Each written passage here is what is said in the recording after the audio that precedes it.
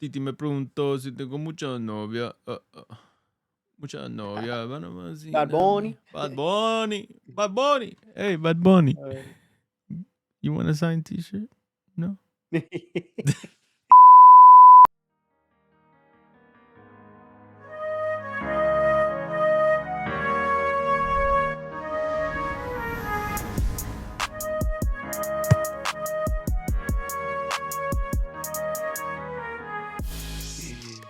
You try and get on the podcast with us? How crazy would it be that Bad Bunny says yes to that?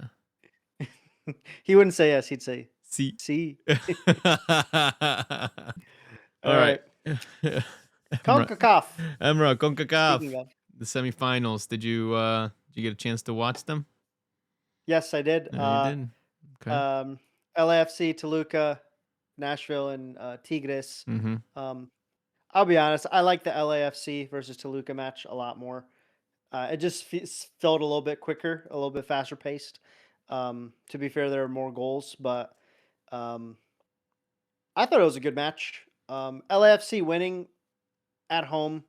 Toluca does get an away goal here, but I think LAFC is in a good position. If they can score a goal at Toluca, I think they're going to win and advance. Yeah. They might not win. They might draw the match, but I think they'll be in the clear. Yeah. Well, these guys, first of all, Toluca's ranked number 1, I believe, still in the entire CONCACAF. So I think we kind of knew they were going to be, a front runner. I don't think I predicted these results. I think I thought maybe Toluca versus maybe Inter Miami would be in the semifinals. Maybe them crashing out kind of early in the tournament was a little bit surprising, I would say, for the casual fan. Tillman, he should have scored a couple goals before he eventually does score a goal in the second half. But here, this is like a half chance. That's tough. Yeah. He was just kind of flat-footed, and then all of a sudden the ball's there, and then he just swings his legs at it. But Toluca were threatening as well, so it was kind of cagey that first half. I do think that Lloris makes a couple good saves at the end of the first half. Mm-hmm. And I was telling you kind of my thoughts about that. I just feel like if you're going to get a designated player as an MLS team, get a goalkeeper. Get a goalkeeper. The quality of Lloris is head and shoulders above any other keeper in the league. Who did he play for before LAFC? Did he go directly from Tottenham? No. I can't remember. That's not right. I can't remember. I can't remember either. I think he went back to France. I forgot who he played for in France. I don't think he went straight from Tottenham. Okay. Well, you're right. He's a top goalie. Is he playing in the World Cup this year? Or is he not in? No, Mike Magnan. Oh, okay. For AC Milan. I think he's going to be the starting keeper, but is Lloris going to get called up? Probably not, because they have there's a French keeper for PSG, Chevalier. Chevalier. Yeah, which he's probably going to play. Yeah, they've been playing well. Good goal. They've been playing really well. Yep, this is the first goal. Tillman, you were talking about him just earlier. Scores at the 50th. Fun fact: minute. His brother plays for the U.S. national team, and Timothy Tillman, guy that just scored, he actually got called up in November for some matches. So, is he going to make the World Cup team? I don't know. Not sure. This kind of does help his case, Mm-hmm. The fact that he should have scored maybe one more goal maybe in the match. Oof. But then they score a second, it seems like. But I think they disallowed this one I believe they disallowed it. I think there was offside right about there. No, not there. Yeah, there. that's him. Oh, wait a minute. Yeah. I think he had his head. I think his head or maybe even his knee was ahead of the last. Oh. Right. They didn't really show a good image. Are they talking this one? I'm wondering. Right here, right there. Right there. That seemed like he was offside at the. I don't know if I I don't know if in the I center. believe that, right? Okay, I'll I don't believe it know for now. either. That seems That was a good goal as well. that was a good goal. That Angulo. going back to that last one, I don't know. I don't know if I would like fully and consider that offside. I like I mean, um we just don't we can't tell. We can't tell from that angle.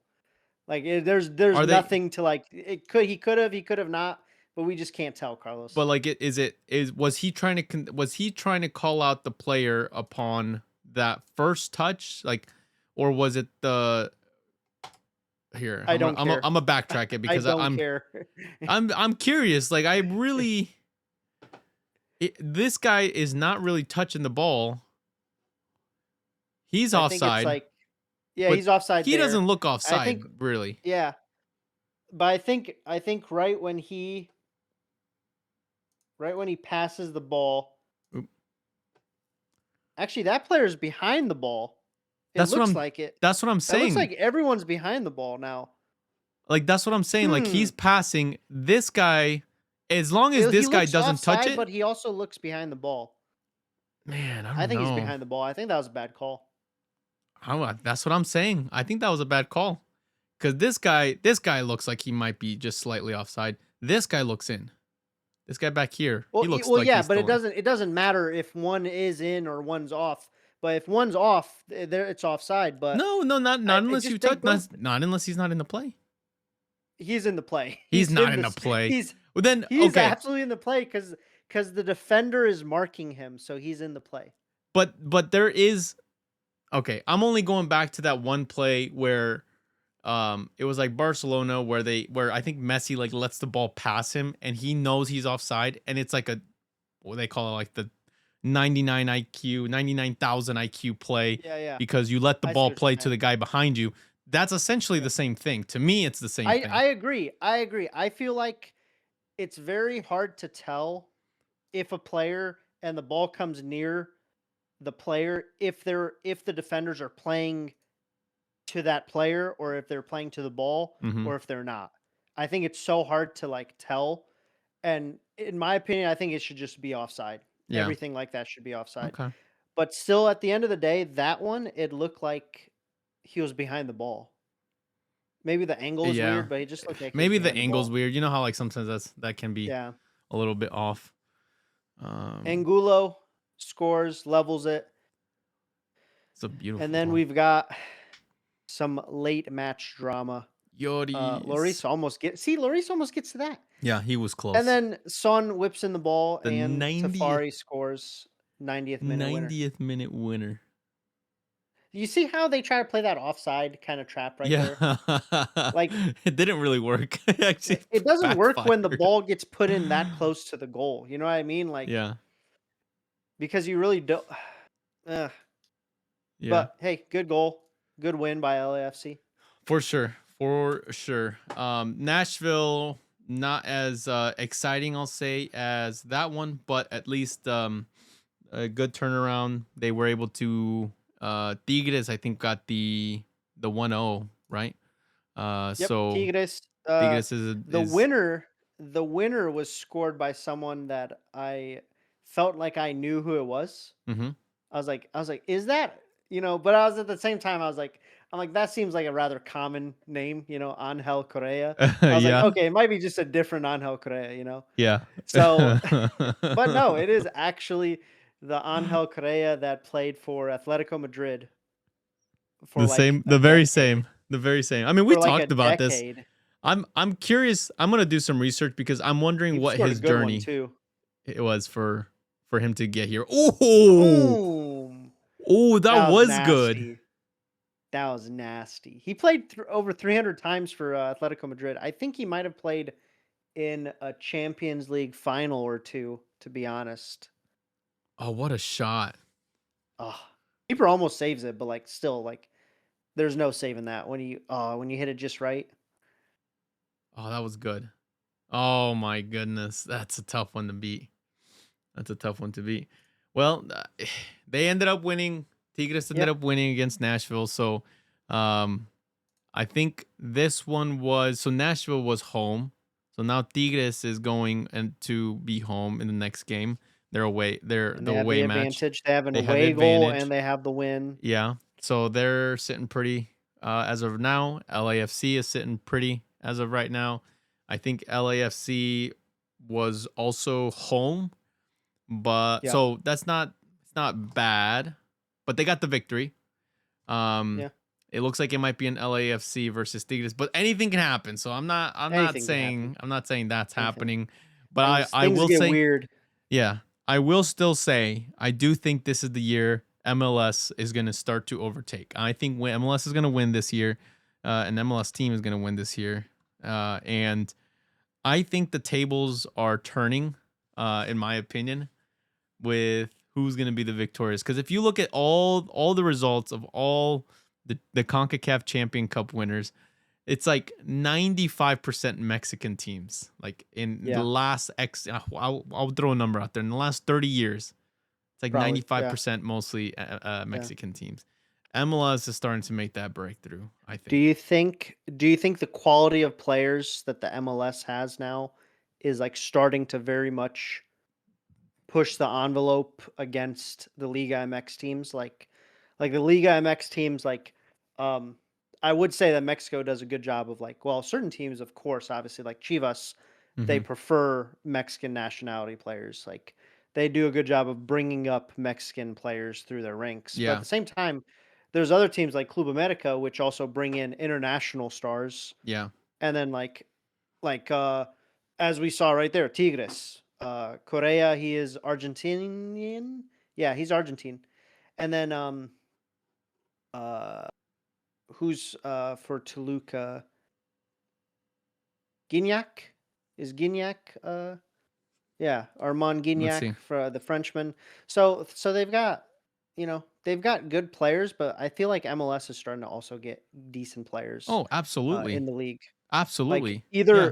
either as designated players like your Son, your Lloris, your Messi, of course, right? Duh. Hmm. But like just in general, the average player has leveled up.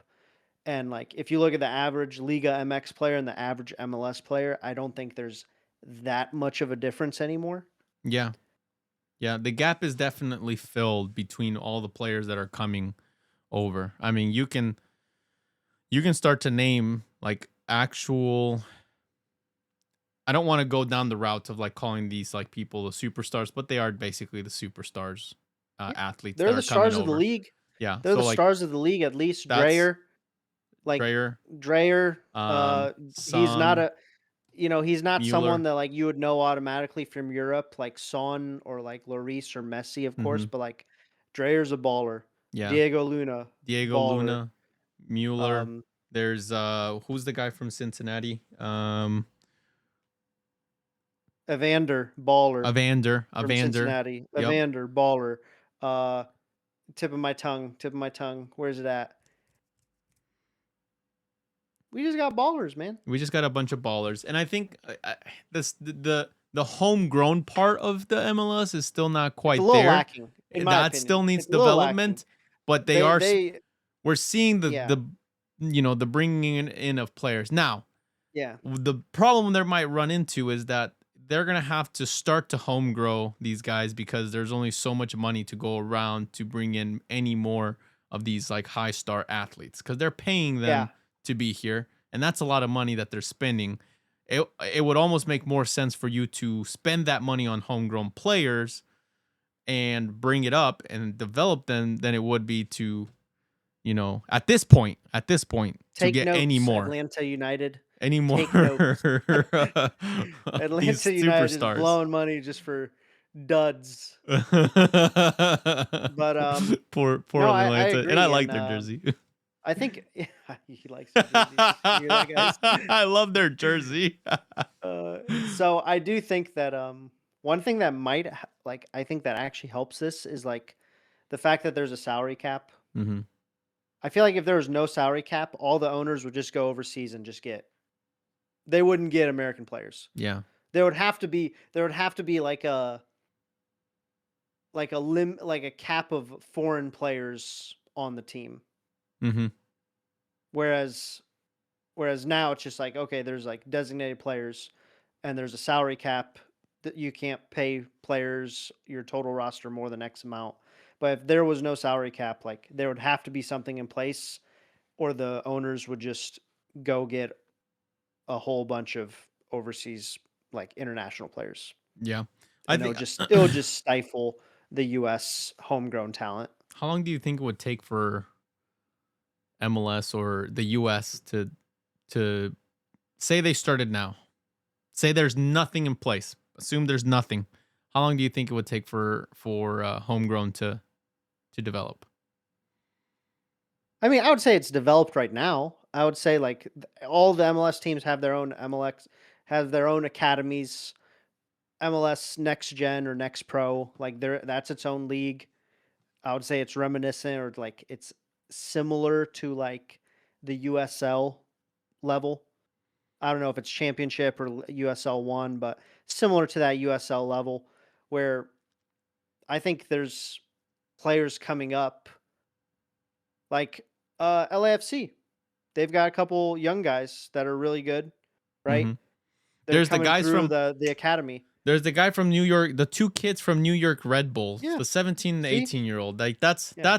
that's progress right there. To me, Hmm. that's huge progress and hopes Yeah. that this is And already ongoing. I think every team has a couple of those players probably somewhere in their rank in their academy Hmm. that I think the coaches just need to like, find the right time to play them. Yeah. Obviously, like, LAFC, they got a couple young guys. New York City FC, they have a couple, or New York Red Bull, excuse me, they have a couple young guys that are really notable that are playing and they're teenagers, right? Uh, Diego Luna, I would say he's a star, but he's Yeah. also really young. I think he's what, 2021. He played in the USL a little bit. So there's talent. There really is talent. It's just getting the playing time for that talent. That's going to be something coming up that is Yeah. going to be very interesting.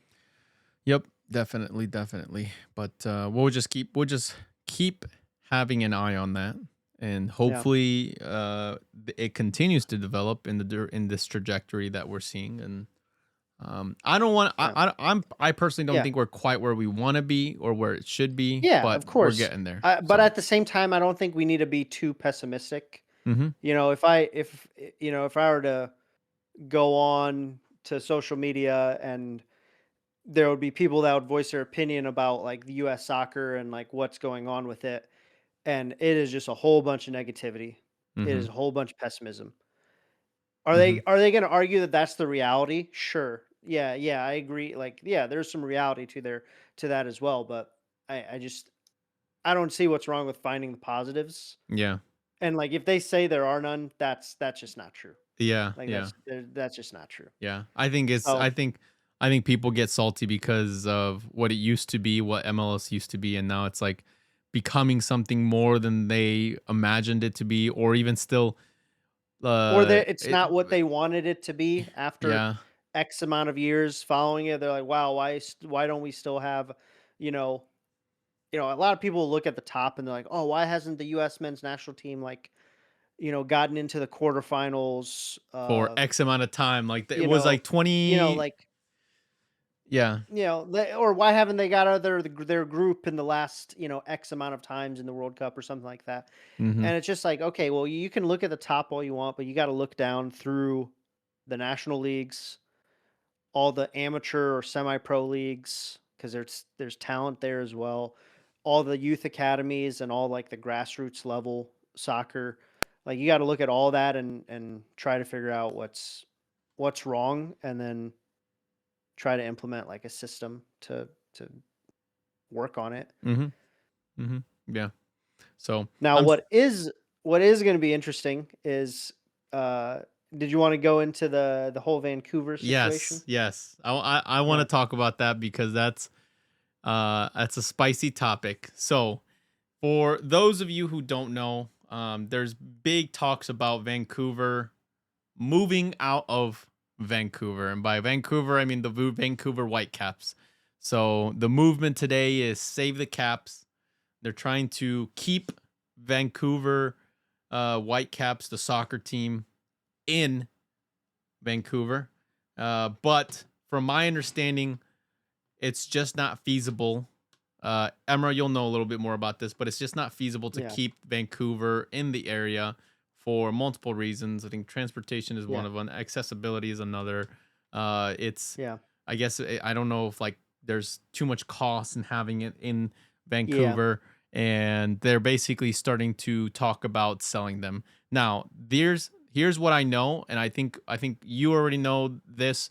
The top buyers right now I think are like Las Vegas, and I believe Sacramento was another one, but Okay. but I did read also Indianapolis was a third, like a fourth runner that was trying to purchase them. Lower on the Gotcha. totem pole out of the four, there was a third one I Yeah. can't remember either. I'd have Yep. to go back to some of my notes on that one. But right now, I think Las Vegas is like the number one front runner to potentially purchase the. Here it is: Sacramento, Phoenix, Las Vegas, and Indianapolis. With obviously Las Okay. Vegas being number one front runner in purchasing the Vancouver Whitecaps. Yeah. Now, they've the team itself has been technically for sale for a couple years now.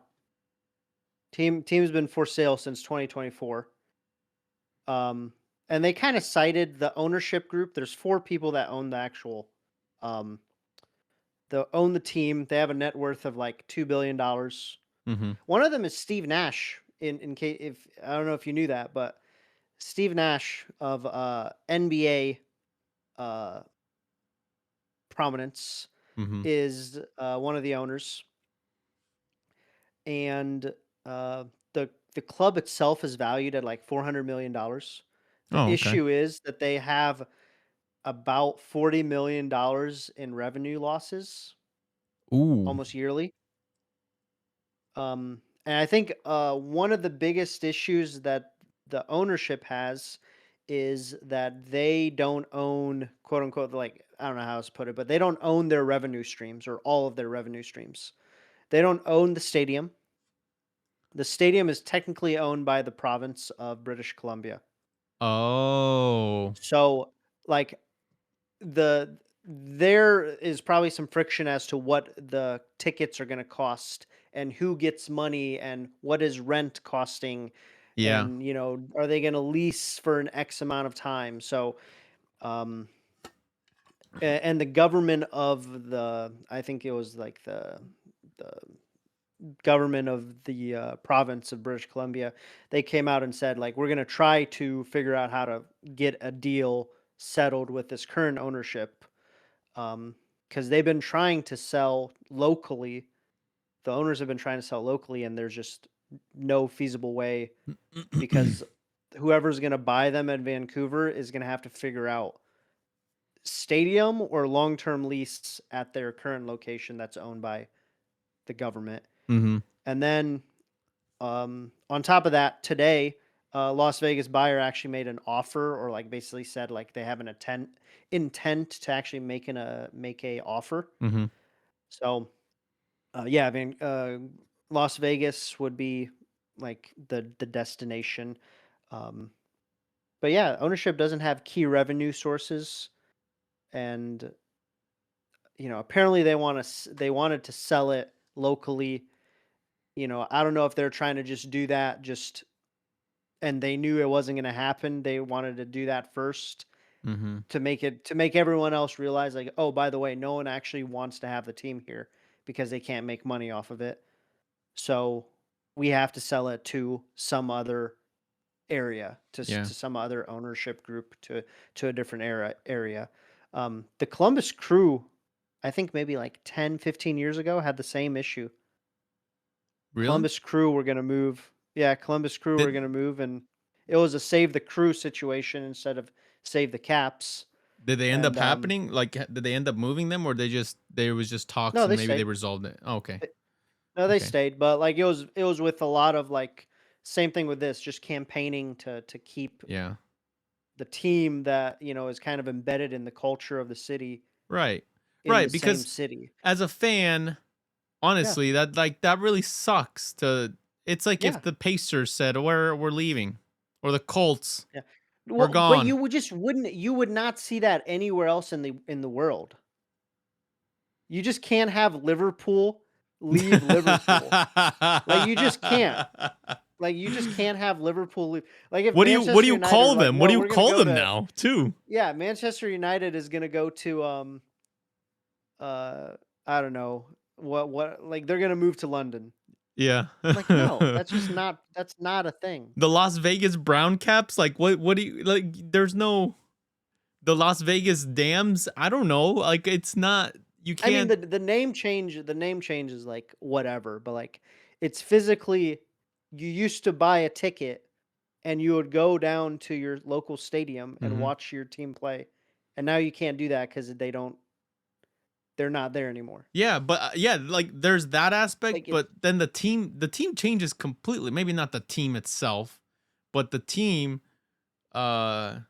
I don't even know how much would change. Like the players would probably stay the same. Maybe some certain like coaches or aspects of the team would change. I Obviously think it's just way bigger than that. it's It's like way bigger than what you're talking about. It's like you're literally taking something that was here for X amount of years, and you're just like, "No, we're not gonna play there anymore. These aren't our fans anymore." yeah, Like, the you're not season the ticket fans holders, like, anymore. You have the like, new it's new fan base, new stadium. I would assume this team mostly stay the same, but even then, you could technically say that the whole team's gonna change. The staff might change. Maybe they stay the yeah. same. The whole I like think directoryship that's gonna change. All the high level I think people changes. a lot of this kinda comes down to, um, similar to how Indy 11 also had some issues with, like, the stadium rights Hmm. and, like, building their own stadium and making revenue from their stadium, like, I think that also is kind of the same thing here where it's just like, "Okay, well, there's this perfectly fine stadium, but we just don't own it. Now we have to figure Yeah, out how we're gonna split the cost of running the stadium compared to, playing there and generating revenue," whereas,